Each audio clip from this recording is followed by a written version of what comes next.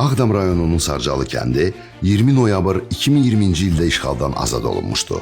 Uzun illər işğalda qalan bu kənd düşmən vandallığına məruz qalsa da, indi yenidən həyata qayıdır. Böyük Qayıdış 1-ci dövlət proqramı çərçivəsində yenidən tikilən kəndin təməli Azərbaycan Respublikası Prezidenti İlham Əliyev tərəfindən 4 oktyabr 2022-ci il tarixində qoyulmuşdu.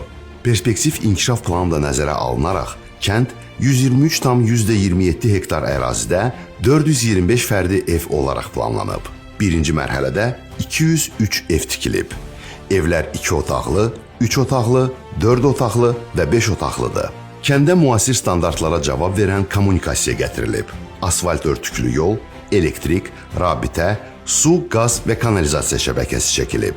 Torpaqlarımız yenidən yaşıllaşır. Ərazidə qazon sahəsi, ağaclar və kollar, o cümlədən Eldar şamı, kiparis və aliandr əkilib. Kənddə qabaqcıl standartlara cavab verən 360 şagird yerlik məktəb, 100 yerlik körpələr evi, uşaq bağçası inşa edilib. Kənd bütün növ zəruri infrastrukturla təmin edilmişdi. Bura çox funksiyalı inzibati bina, klub icma mərkəzi, tibb məntəqəsi, bazar kompleksi və digər qeyri-yaşayış obyektlərinin tikintisi də daxildir.